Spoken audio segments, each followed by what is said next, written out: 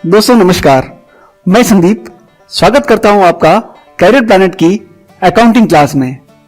दोस्तों हम सब चाहते हैं कि हमें अकाउंटिंग बहुत अच्छी तरह से आ जाए और हम अपना खुद का या फिर अपने व्यापार अपने बिजनेस का हिसाब किताब आसानी से रख सकें। लेकिन दोस्तों इसके लिए आपको हमारा ये वीडियो आज पूरा देखना होगा, क्योंकि इस वीडियो में मैं आपको अकाउंटिंग की शुरुआत किस तरह से की जाए, उसे किस तरह से सीखा जाए, ये सब बताने वाला हूं। चलिए शुरू करते हैं। लेकिन दोस्तों शुरू करने से पहले मेरी आपसे ये रिक्वेस्ट है कि अगर अभी तक आपने हमारे इस चैनल को सब्सक्राइब नहीं किया हो तो प्लीज अभी कर लीजिए। दोस्तों अकाउंटिंग यानी हिसाब किताब या तो हम मैनुअली रख सकते हैं, मैनुअली मीन्स हाथ से रख सकते हैं, या फिर कंप्यूटर पर भी रख सकते हैं। और जब बात आती है कंप्यूटर पर अकाउंट्स रखने की, तो फिर हमारे दिमाग में एक ही सॉफ्टवेयर का नाम आता है और वह है टेली। जी हाँ दोस्तों, टेली एक मोस्ट पॉपुलर अकाउंटिंग सॉफ्टवेयर है जिसका यूज अकाउंटिंग की फील्ड में बहुत ज्यादा होता है। लेकिन टेली सीखने से पहले आपको अकाउंट्स के बारे में पूरा नॉलेज देना होगा। तो बात करते हैं अकाउंटिंग की। दोस्तों अकाउंटिंग जो टर्म है उसका अपना एक मीनिंग होता है। मैं आपको यहां बताना चाहता हूं कि एक कहावत जो मैंने बहुत पहले सुनी थी कि पहले लिख पीछे दे, भूल पड़े कागज से ले। जी हाँ दोस्तों, पहले लिख पीछे दे, भूल पड़े कागज से ले। ये बहुत प्राचीन एक कहावत है दोस्तों, जिसमें ये बताया गया कि किसी भी ट्रांजैक्शन को करने से पहले हमें उसकी रसीद, उसका प्रमाणक यानी उसका वाउचर या यूं समझ लीजिए उसका बिल लेना चाहिए और उसके आधार पर ही उसका हिसाब किताब करना चाहिए, ताकि भविष्य में यदि उस ट्रांजैक्शन से संबंधित कोई भी विवाद होता है तो हम उस रसीद के माध्यम से उस विवाद को समाप्त कर सकते हैं। अकाउंटिंग का पहला आधार ही यही है दोस्तों कि पहले लिख पीछे दे, भूल पड़े कागज से ले। दोस्तों अकाउंटिंग बिजनेस के लेन देन को पहचानने, उन्हें लिखने और उन्हें कम्युनिकेट करने की एक प्रक्रिया है, एक प्रोसेस है, जिसके माध्यम से आप अपने पूरे बिजनेस को, उसकी फाइनेंशियल कंडीशन को बहुत अच्छे से रिप्रेजेंट कर सकते हैं। दोस्तों अकाउंट्स में खातों को 3 भागों में बांटा गया है। एक कहलाता है पर्सनल अकाउंट, एक कहलाता है रियल अकाउंट और एक कहलाता है नॉमिनल अकाउंट। यानी खातों को हम लेजर के नाम से भी जानते हैं या खाता बही के नाम से भी जानते हैं। इन खातों के 3 प्रकार से इन्हें वर्गीकृत किया गया है। पहला कहलाता है पर्सनल यानी व्यक्तिगत खाते, दूसरा रियल अकाउंट यानी वस्तुगत खाते और तीसरा नॉमिनल अकाउंट यानी अवास्तविक खाते। तो दोस्तों इन 3 खातों के वर्गीकरण के आधार पर ही पूरा अकाउंट्स काम करता है। इन खातों के अलग अलग नियम होते हैं जिनके आधार पर हम इनके अंदर एंट्रीज करते हैं। जो फर्स्ट अकाउंट है पर्सनल अकाउंट, जैसा कि इसका नाम है पर्सनल अकाउंट यानी व्यक्तिगत खाते। ऐसे सभी खाते जो किसी व्यक्ति, संस्था, फर्म, दुकान, कंपनी आदि से संबंधित होते हैं उन्हें हम पर्सनल अकाउंट या व्यक्तिगत खातों के नाम से जानते हैं। जैसे Sandeep account, ABC private limited, PNB bank account. यानी ऐसे सभी अकाउंट जो किसी व्यक्ति से या किसी संस्था से, किसी फर्म या बैंक से संबंधित हो, उन्हें आपको पर्सनल अकाउंट की श्रेणी में रखना है। दूसरा जो अकाउंट आता है वो आता है रियल अकाउंट। रियल का मतलब है यहां पर वस्तुओं से संबंधित, यानी ऐसे सभी अकाउंट जो किसी वस्तु से संबंधित हो, ऐसी वस्तुएं जिन्हें आप देख सकते हैं, छू सकते हैं, महसूस कर सकते हैं, उन सभी को इस कैटेगरी में आपको रखना है। यहां पर purchase account, cash account, furniture account, building account, computer account आदि इस कैटेगरी में आने वाले लेजर हैं, खाते हैं। थर्ड जो आता है वो आता है नॉमिनल अकाउंट।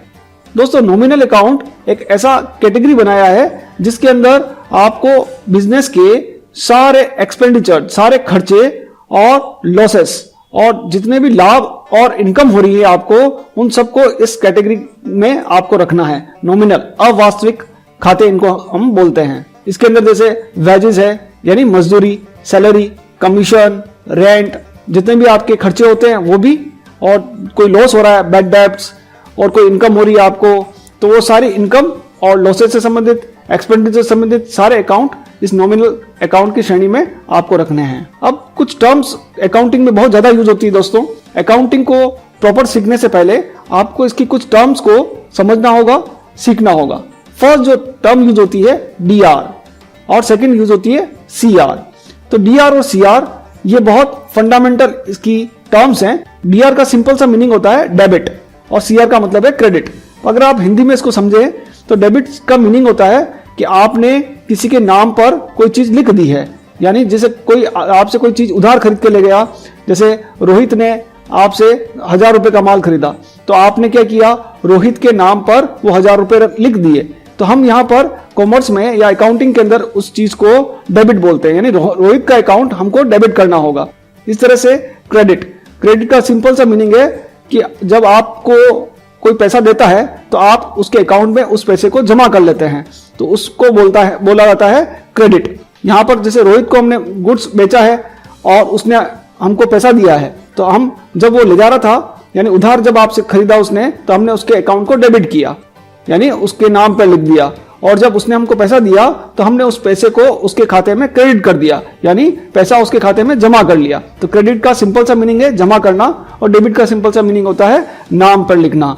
लेकिन दोस्तों आपको हिंदी में इतना ज्यादा नहीं समझना है, इसको आपको इंग्लिश में ही याद रखना है, DR और CR यानी डेबिट और क्रेडिट। हम आगे जब पढ़ेंगे तो आपको और ज्यादा क्लियर हो जाएगा कि किस तरह से किन चीजों को हमको डेबिट करना है और किन चीजों को हमको क्रेडिट करना है। डेबिट और क्रेडिट करने के लिए इन 3 टाइप के जो अकाउंट है, पर्सनल, रियल और नॉमिनल, इन तीनों के दो रूल्स हैं। बहुत सिंपल से दो रूल हैं, उनको आपको याद रखना है, उसके आधार पर ही पूरी अकाउंटिंग होगी। अगर आप इन 6 नियमों को अच्छी तरह समझ लेते हैं तो आप किसी भी तरह की अकाउंटिंग कर पाएंगे। इन तीनों अकाउंट के जो दो रूल हैं, इन्हें गोल्डन रूल ऑफ अकाउंटिंग कहा जाता है। जी हाँ दोस्तों, गोल्डन रूल्स इसीलिए कहा जाता है क्योंकि इन्हीं पर बेस्ड है पूरी अकाउंटिंग। तो फर्स्ट जो हम पढ़ने वाले हैं वो है पर्सनल अकाउंट। पर्सनल अकाउंट के 2 रूल हैं। फर्स्ट जो रूल है वो ये कहता है कि व्यापार में वस्तु पाने वाले व्यक्ति के खाते को डेबिट कीजिए, यानी जो भी व्यापार में वस्तु पा रहा है उसके अकाउंट को आपको डेबिट करना है। कैसे करना है वो हम आगे सीखने वाले हैं। दूसरा है व्यापार में वस्तु देने वाले व्यक्ति के खाते को क्रेडिट कीजिए, यानी जो भी वस्तु आपको व्यापार में कोई देता है उस व्यक्ति के खाते को आपको क्रेडिट करना है। यहाँ व्यक्ति का मतलब दोस्तों पर्सनल का, जैसा मैंने आपको पहले बताया, पर्सनल के अंदर किसी फर्म, बैंक, संस्था, दुकान, कुछ भी हो सकता है। केवल व्यक्ति का मतलब व्यक्ति से ही नहीं समझना हमको, ये एक जनरलाइज वे में व्यक्ति लिखा गया है। बाकी आप जब भी कभी बैंक देखें, कोई दुकान देखें, कोई फर्म का नाम देखें या कोई किसी पर्सन का नाम देखें, व्यक्ति का नाम देखें, तो भी आपको इन्हीं रूल्स को वहां पर अप्लाई करना है। हम कैसे रूल अप्लाई करेंगे ये हम थोड़ी देर में भी सीखने वाले हैं। सेकंड पर्सनल के बाद आता है रियल अकाउंट। इसके भी 2 रूल हैं। व्यापार में आने वाली समस्त वस्तुओं के खातों को डेबिट कीजिए, यानी जो भी वस्तुएं व्यापार में आती हैं उनको आपको डेबिट करना है। जो वस्तुएं व्यापार से जाती हैं उनको आपको क्रेडिट करना है ना। जाने वाली वस्तु को क्रेडिट कीजिए, आने वाली वस्तु को डेबिट कीजिए। थर्ड है नॉमिनल अकाउंट। नॉमिनल अकाउंट के भी 2 रूल हैं। फर्स्ट रूल में कहा गया है कि व्यापार के समस्त खर्चों व हानियों को डेबिट कीजिए और व्यापार के समस्त लाभ और आय को क्रेडिट कीजिए। ये 6 रूल आपको अच्छी तरह से याद रखने हैं, इनको अपने दिमाग में जमा लेना है। अगर आप इंग्लिश में इन रूल्स को पढ़ेंगे तो थोड़ा और आसान हो जाता है। इंग्लिश के अंदर दोस्तों जो फर्स्ट आपने पढ़ा पर्सनल के 2 रूल मैंने बताया आपको, वस्तु पाने वाले व्यक्ति को डेबिट कीजिए और वस्तु देने वाले व्यक्ति को क्रेडिट कीजिए। लेकिन अगर इसी चीज को आप इंग्लिश में देखते हैं तो वहां पर इंग्लिश में और इजी है कि डेबिट द रिसीवर और क्रेडिट द गिवर। इसी तरह से रियल के 2 रूल हैं, डेबिट व्हाट्स कम्स इन और क्रेडिट व्हाट्स गोज आउट। इस तरह से नॉमिनल के debit all expenses and losses और credit all income and gains. तो इस तरह से ये 6 रूल आपको बार बार पढ़कर अपने दिमाग में ये सेट कर लेने हैं। इनके आधार पर हम एंट्रीज कर सकते हैं, ट्रांजेक्शन्स कर सकते हैं। कैसे एंट्रीज होती हैं तो उसके कुछ एग्जांपल मैं आपको यहाँ अभी बता रहा हूँ। जैसे कोई बिजनेसमैन है राम, उसने अपना बिजनेस स्टार्ट किया और अपने बिजनेस में 50,000 रुपए लगाकर उसने अपना बिजनेस स्टार्ट किया, यानी राम स्टार्टेड बिजनेस विद ₹50,000। तो इसकी अकाउंटिंग हम कैसे करेंगे, इसकी एंट्री हम कैसे करेंगे? आपको यहाँ दिख रहा है cash account DR 50,000 to capital 50,000। ये मैंने कैसे किया? तो यहाँ पर दोस्तों डबल एंट्री सिस्टम है, यानी एक ही ट्रांजेक्शन को 50,000 जो है हमने उसको 2 बार पोस्ट किया है, 2 बार लिखा है, 50 इधर भी लिखा है, 50 इधर भी लिखा है। तो ऐसा क्यों करते हैं? तो यहाँ पर कैश अकाउंट DR, तो देखिए राम जो है बिजनेस का ओनर है, उसने व्यापार में 50,000 रुपए लगाए। तो व्यापार में क्या चीज आई? कोई माल नहीं आया है, केवल उसने पैसा लगाया है। तो व्यापार में क्या आ रहा है? पैसा। तो आपको व्यापार और व्यापारी दोनों चीजों को अलग अलग रखना है। राम की अकाउंटिंग हम लोग नहीं कर रहे हैं, हम लोग बिजनेस की अकाउंटिंग कर रहे हैं, यानी बिजनेस और बिजनेसमैन दोनों को सेपरेट रखिए, दोनों को कभी मिक्स नहीं करना है। राम ने 50,000 रुपए बिजनेस में लगाए, तो बिजनेस में क्या आया, बिजनेस में आया पैसा। पैसे को हम लोग यहां पर कैश के नाम से जानते हैं, कैश बोलते हैं पैसे को। यहां रुपीज मनी नहीं लिखना है, cash, cash account DR. DR का मतलब डेबिट व्हाट्स कम्स इन, यानी जो व्यापार में जो वस्तु आती है उसे हमको डीआर करना है। तो हमारे व्यापार में यहाँ 50,000 रुपीज आया, इसलिए मैंने इस 50,000 रुपीज को डीआर किया। और ये पैसा क्यों आया, क्योंकि राम ने लगाया। राम कौन है, बिजनेस का ओनर। ओनर जो भी पैसा लगाता है दोस्तों, उसे हम लोग पूंजी या कैपिटल के नाम से जानते हैं, इसलिए मैंने नीचे कैपिटल लिखा है। तो जो चीज अकाउंटिंग के अंदर डीआर होती है उसे तो हमको उसके आगे डीआर लिखना होता है, लेकिन जो चीज सीआर होती है उसे उसके लास्ट में हमको सीआर नहीं लिखना है, उसके स्टार्टिंग में, शुरुआत में आपको 2 लिखना है।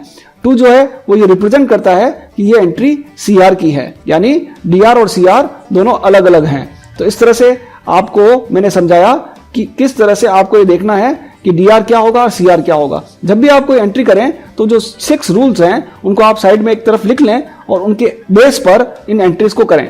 आप उस रूल को अप्लाई करें कि ये डीआर हुआ है तो क्यों हुआ है, ये सीआर हुआ है तो क्यों हुआ है। जब आपको इसका आंसर मिलने लग जाएगा, आपको खुद को समझ में आने लग जाएगा कि ये डीआर हुआ है तो क्यों हुआ है और सीआर हुआ है तो क्यों हुआ है, तो आपको परफेक्ट एंट्री समझ में आने लगेगी। सेकंड जो एंट्री है वो है गुड्स परचेज, यानी माल खरीदा। आपने 10,000 रुपए का माल खरीदा, तो हमारे पास क्या आया, जब हम माल खरीद रहे हैं तो जनरली हमारे पास क्या आएगा, माल आएगा, गुड्स आएगा। माल किसे कहते हैं, जो हम बेचने के लिए खरीदते हैं उसे हम माल कहते हैं। तो जो हमारे पास आ रहा है उसको हम माल बोलेंगे। तो माल यहां पर आया है आपके पास, तो अभी हमने पढ़ा आने वाली चीज को डीआर करो, डेबिट व्हाट्स कम्स इन, तो परचेज अकाउंट डीआर, यानी गुड्स जो है उसको हम यहाँ गुड्स नहीं बोलेंगे। जब भी हम कोई चीज परचेज करेंगे, खरीदेंगे, ऐसी चीज कोई खरीदेंगे जो हमको बेचनी है वापस, तो उसे हमको क्या बोलना है, परचेज। और परचेज अकाउंट डीआर, डीआर इसलिए किया क्योंकि ये चीज हमारे पास आई है बिजनेस के अंदर, और हमारे पास से क्या गया, हमारे पास से 10,000 रुपीज गए हैं। तो जो जाता है उसे हमको सीआर करना पड़ता है। सीआर करने के लिए स्टार्टिंग में 2 लिखना है, जो जाता है उसे सीआर कीजिए। किस आधार पर मैं ये कर रहा हूं, मैं रूल्स अप्लाई कर रहा हूं। जो रियल अकाउंट था उसका सेकंड रूल है, उसमें लिखा हुआ है कि क्रेडिट व्हाट्स गोज आउट, जो जाता है उसे सीआर कीजिए। तो हमारे पास से इस ट्रांजेक्शन के अंदर पैसा गया है, इसलिए मैंने पैसे को यहां पर सीआर कर दिया है। अगला जो ट्रांजेक्शन आ रहा है दोस्तों वो है सोहन से 20,000 रुपए का माल खरीदा, गुड्स परचेज फ्रॉम सोहन। अब यहां पर सोहन से खरीदा तो परचेज अकाउंट डीआर तो हो गई होगा क्योंकि गुड्स आया है, और मैंने अभी बताया आपको कि रूल है आने वाली चीज को डेबिट करो, इसलिए 20,000 रुपए से परचेज अकाउंट को डीआर कर दिया है। लेकिन यहां पर देखो दोस्तों, सीआर में मैंने सोहन लिखा है, यहां पर कैश नहीं लिखा। ऐसा क्यों किया है, क्योंकि जब भी किसी एंट्री के अंदर किसी पर्सन का, किसी व्यक्ति का, किसी फर्म का कोई भी नाम आ जाए तो आपको उस एंट्री को उधार की समझनी, क्रेडिट एंट्री समझनी है कि यहां पर हमारे पास से पैसा नहीं गया है, हम सोहन से उधार माल खरीद कर लाए हैं। तो जब उधार खरीद के लाए हैं तो वो हमसे पैसा मांगता है, और जैसे ही नाम आ जाता है तो पर्सनल अकाउंट के 2 रूल आपको अप्लाई करने हैं। फर्स्ट रूल के अंदर लिखा हुआ था कि डेबिट द रिसीवर, और सेकंड रूल में लिखा हुआ था क्रेडिट द गिवर, कि जो आपको दे रहा है कोई वस्तु उसको आपको क्रेडिट करना है। तो सोहन ने हमको यहाँ पर माल दिया है, इसलिए हम सोहन को क्या कर रहे हैं, क्रेडिट कर रहे हैं। तो ये दोनों रूल्स मैंने अप्लाई करके आपको बताया, purchase account DR to Sohan. Next जो ट्रांजेक्शन है वो ट्रांजेक्शन है सोहन को 10,000 का माल लौटाया। 20,000 का माल हमने उससे खरीदा था, उसको हमने 10,000 का माल फिर से लौटा दिया। हमको पसंद नहीं आया, हमने उसको वापस दे दिया। तो ऐसी कंडीशन में हमको डेबिट द रिसीवर, नाम आ गया, नाम आते ही आपको पर्सनल के 2 रूल अप्लाई करने हैं। फर्स्ट रूल में लिखा है डेबिट द रिसीवर, व्यापार में वस्तु पाने वाले को डेबिट करो। तो सोहन ने हमसे यहाँ पर माल रिसीव किया है, सोहन को हमने लौटाया है, पाने वाला सोहन है, इसलिए हमको यहाँ पर उसे डीआर करना होगा।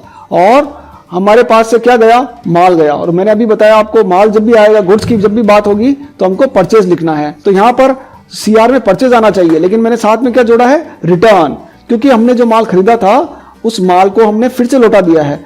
जब खरीदा हुआ माल हम वापस लौटाते हैं तो उस कंडीशन में हमको एक नए अकाउंट का यूज करना पड़ता है, उसे बोलते हैं परचेज रिटर्न। और जाने वाली चीज को हम सीआर करते हैं, इसलिए हमको परचेज रिटर्न को सीआर में लिखना होगा। इस तरह से अब 20,000 के ट्रांजेक्शन में से सोहन को हमने 10,000 का गुड्स वापस लौटा दिया है। अब सोहन हमसे 10,000 रुपए और मांगता है, तो अब हमने सोहन को 10,000 रुपए चुकाए। तो सोहन को पेड किया आपने 10,000 रुपीज। ऐसी कंडीशन में फिर से रिसीवर कौन हुआ? सोहन हुआ। और रूल है डेबिट द रिसीवर, व्यापार में वस्तु पाने वाले को डीआर करो। तो सोहन अकाउंट डीआर, और हमारे पास से क्या गया? रुपया गया, कैश गया, नगद गया, तो टू कैश 10,000। अगला जो ट्रांजेक्शन आ रहा है वो है रवि को 10,000 का माल बेचा। अब रवि को हमने माल बेचा है, बेचने को हम इंग्लिश में यहाँ पर कॉमर्स में या अकाउंटिंग के अंदर हम उसे सेल्स कहते हैं। तो फिर से नाम आ गया है, नाम वाली एंट्रीज मैंने बताई आपको उधार की माननी है, आपको क्रेडिट एंट्रीज माननी है। ऐसी कंडीशन में रवि अकाउंट डीआर होगा क्योंकि हमने रवि को गुड्स बेचा है, पाने वाला रवि है। Debit the receiver, Ravi account DR to sales. Sales यानी बेचने को हमको सेल्स करना है, और सेल्स को मैंने सीआर क्यों किया? क्योंकि रूल नंबर 6 में जो आपका नॉमिनल अकाउंट है उसका सेकंड जो रूल है उसमें लिखा हुआ है कि बिजनेस में जितनी भी इनकम होती है उसे आपको हमेशा सीआर करना है। ऐसी कंडीशन में सेल्स करने पर हमको इनकम होती है, इसलिए सेल्स को मैंने सीआर कर दिया है। अगला जो ट्रांजेक्शन आ रहा है वो आ रहा है रवि ने 5,000 का माल लौटाया।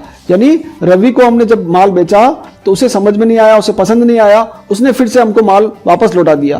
तो ऐसी कंडीशन में अब हमने जब माल बेचा था तो हमको इनकम हो रही थी, प्रॉफिट हो रहा था, लेकिन अब वो 5,000 का फिर से गुड्स लौटा रहा है। तो ऐसी कंडीशन में हमको नुकसान हो रहा है और लॉस हो रहा है, समझ लीजिए। तो ऐसी कंडीशन में आपको सेल्स रिटर्न अकाउंट का यूज करना है और उसको भी डेबिट करना है। ऐसा मैं क्यों कर रहा हूं? सेल्स रिटर्न अकाउंट डीआर 5,000 ऐसा इसलिए लिख रहा हूं क्योंकि रूल नंबर 5 में ये लिखा हुआ है, यानी जो नॉमिनल अकाउंट थे उसका जो फर्स्ट रूल है उसमें ये लिखा हुआ है दोस्तों कि जितने भी व्यापार में खर्चे और हानियां होती हैं, लॉस होता है, उसे आपको डीआर करना है। तो ये सेल्स रिटर्न एक तरह से हमारा नुकसान है, लॉस है, इसलिए मुझे इसे डीआर करना होगा। और लौटाने वाला कौन है? रवि है। तो जब भी रूल आ जाता है, जब भी किसी का नाम आ गया, तो ऐसी कंडीशन में आपको पर्सनल अकाउंट के रूल लगाने हैं, व्यक्तिगत खातों के नियम लगाने हैं। उस नियम में बताया है कि व्यापार में वस्तु देने वाले को सीआर करो, क्रेडिट द गिवर।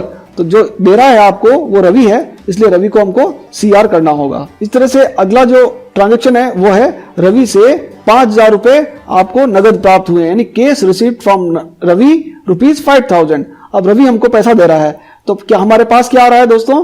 कैश आ रहा है। जब भी कोई चीज आती है उसे हमको डीआर करना होगा। तो कैश अकाउंट डीआर 5,000, और देने वाला कौन है? रवि। क्रेडिट द गिवर, जो देता है उसे सीआर कीजिए। तो रवि को हमको सीआर करना होगा, cash account DR to Ravi. अब आपका बिजनेस अच्छा चलने लग गया है, आपने अपने बैंक में एक अकाउंट ओपन करवाया और 5,000 रुपए वहां पर जमा करवाए। तो पाने वाला है बैंक, तो debit the receiver, bank account DR 5,000, और हमारे पास से क्या गया है? पैसा गया है। तो टू कैश, जाने वाली चीज को सीआर करना होता है, तो टू कैश 5,000। अब आपने बैंक से 2,000 रुपए निकाले, तो ऐसी कंडीशन में हमारे बिजनेस में क्या आ रहा है? 2,000 रुपीज, और आने वाली चीज को हमको डीआर करना होता है। तो इसलिए कैश अकाउंट डीआर, कैश आ रहा है हमारे पास, इसलिए कैश अकाउंट डीआर 2,000। और कहां से आ रहा है? देने वाला कौन है? बैंक देने वाला है। क्रेडिट द गिवर, जो देता है उसे हमको सीआर करना है, तो टू बैंक 2,000। अब आपको धीरे धीरे कुछ आइडिया लग रहा होगा कि मैं किस तरह से एंट्रीज कर रहा हूं। वो सारी एंट्रीज आप जो रूल्स आपको बताएं उस रूल के बेस पर सारी एंट्रीज आप आसानी से कर सकते हैं। जब ये एंट्रीज को आप आसानी से कर लेंगे, अच्छी तरह समझ लेंगे, तो इन्हीं का यूज हम टेली के अंदर करेंगे कि किस तरह से इन एंट्रीज को आपको टेली के अंदर यूज करना है।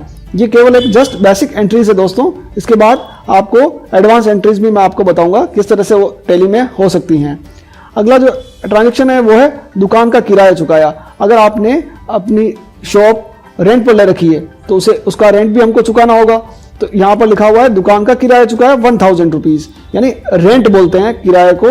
तो रेंट पेड अकाउंट डीआर 1,000। अब रेंट पेड को हमने डीआर क्यों किया? तो ये अपने बिजनेस का एक्सपेंसेस यानी खर्चा है। सारे खर्चे जितने भी होते हैं उसे हमको डीआर करना होगा। जो नॉमिनल अकाउंट है उसके रूल नंबर 1 में लिखा हुआ है कि debit all expenses and losses. तो ये हमारा एक्सपेंसेस है, इसलिए आपको इसे डीआर करना होगा। और हमारे पास से क्या जा रहा है? कैश जा रहा है, पैसा जा रहा है। जाने वाली चीज को हमको सीआर करना होता है, इसलिए इस कैश को हमको सीआर करना होगा। लाइट का बिल चुकाया, लाइट का बिल चुकाया, सेम वही मेथड है। यहां पर भी लाइट बिल जो है बिजनेस का एक्सपेंसेस है, खर्चा है, और खर्चों को हमको डीआर करना होगा, इसलिए लाइट बिल अकाउंट डीआर। और अगर ये बिल हमको चेक से चुकाना होता तो टू बैंक, यानी चेक का जो हम चेक काट कर देते हैं तो पैसा कहां से जाता है? बैंक से जाता है। बैंक से वो चेक विड्रॉ करता है सामने वाला पर्सन, तो हमको देने वाला कौन हुआ? बैंक हुआ। क्रेडिट द गिवर, इस वजह से हमको यहाँ बैंक लिखना होगा। और अगर आपने कैश पेमेंट किया है लाइट के बिल का, तो आपको यहाँ पर बैंक की जगह पर कैश लिखना होगा। कंप्यूटर खरीदा, अब अगर आपने कंप्यूटर खरीदा है तो आपके पास क्या आया? बिजनेस के अंदर कंप्यूटर आया और आने वाली चीज को आपको डेबिट करना है, इसलिए कंप्यूटर अकाउंट डीआर, और क्या गया? पैसा गया, और जाने वाली चीज को आपको सीआर करना है, इसलिए computer account DR to cash. इस तरह से राज फर्नीचर, ये कोई शॉप का नाम है दोस्तों, राज फर्नीचर से फर्नीचर खरीदा 5000 रुपीज, यानी आपने अपने बिजनेस के लिए फर्नीचर खरीदा, तो आने वाली चीज को डेबिट करो। डेबिट व्हाट्स कम्स इन, इसलिए आपको फर्नीचर अकाउंट को डीआर करना है। और यहाँ पर पर्सनल के रूल लगेंगे, पर्सनल का रूल नंबर फर्स्ट और सेकंड वो आपको अप्लाई करके देखना है कि व्यापार में वस्तु पाने वाले को डेबिट करो और देने वाले को सीआर करो, क्रेडिट करो। तो राज फर्नीचर देने वाला है, हमको राज फर्नीचर ने फर्नीचर दिया है, इस वजह से राज फर्नीचर को आपको सीआर करना होगा। Furniture account DR to Raj furniture. दोस्तों, ये कुछ बेसिक एंट्रीज मैंने आपको बताई। अगर आप इस तरह की और भी एंट्रीज करना चाहते हैं तो आप हमारे ब्लॉग पर जाकर वहां से इन्हें डाउनलोड कर सकते हैं, जिसका एड्रेस मैंने नीचे डिस्क्रिप्शन में भी दे दिया है, और आप चाहें तो अभी नोट भी कर सकते हैं, http://cpitudaipur.blogspot.in। दोस्तों, इस तरह की आप खूब सारी एंट्रीज जब करेंगे और रूल अप्लाई करना सीख जाएंगे तो टैली सीखने में आपको बहुत आसानी होने वाली है। दोस्तों, अगर आपको हमारा ये वीडियो अच्छा लगा हो, पसंद आया हो, उपयोगी लगा हो, तो आप जरूर इसे लाइक करें, शेयर करें, कमेंट करें, और अभी तक अगर आपने हमारे चैनल को सब्सक्राइब नहीं किया हो तो प्लीज अभी कर लीजिए। Thank you so much.